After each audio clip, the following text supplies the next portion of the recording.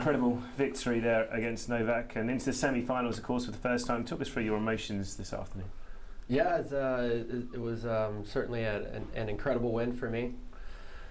What helped is that I took the court believing that I could beat him. I have beaten him one time before, sort of similar in a Master Series event in the United States. So really, I sort of know going in, my best chance against a guy like him is sort of on a hard court in the United States. And so I had that going for me, and the crowd really helped. And on top of that, I played very well. So I'm very happy with the result. And talk us through your tactics in a bit of detail. I mean, obviously you were serving very well, which is always key, but also a really aggressive approach at times, rushing the net when you could. I mean, was that a conscious decision to really get at him from the off there? It was. I mean, it wasn't, that's how I need to play regardless of who I'm playing. So, but for me, I felt like I realized those opportunities pretty well on the court. When the ball, I felt like, sat a little bit short, I was able to hit a forehand and come to the net on it. And I know that, he passes so well, and he's going to pass me sometimes, but, it's a good way for me to lose a point is by him hitting a passing shot. Because from that I know that I'm being aggressive.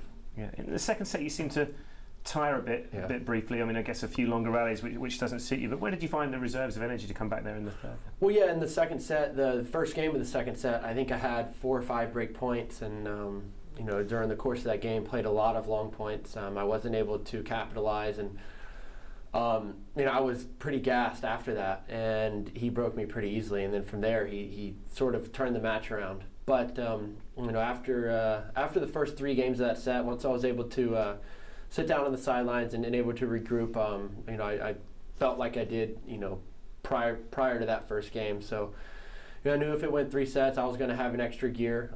As I said before, the crowd helped a lot, and I had a lot of adrenaline. And just try and talk us through that last game. I mean, down 40-15, it looked like it was going to a tiebreak, and then that incredible winner. It was like a tennis equivalent of a buzzer beater to send the game to overtime. I mean, that really was the key moment, wasn't it?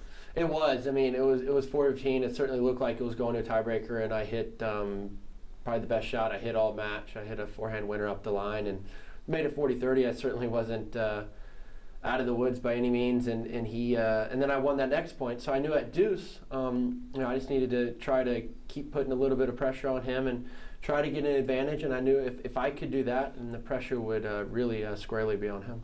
And then finally, obviously, Del Potro in the semi-finals, I think played 4, lost 4 against Juan Martin. Obviously, most recently, though, only a couple of weeks ago in Washington, you actually won the first set though in that match. I mean, that must give you a bit of sort of inspiration and knowledge of where you can kind of get at his game. Yeah, I played a very, very good first set in that match, but after that, I got killed. I think it was 1-2 or something. So it was a 3-set match, not a very typical 3-set match that a guy like me normally plays. He was definitely the better player that day, but that was a different day, and tomorrow is going to be different.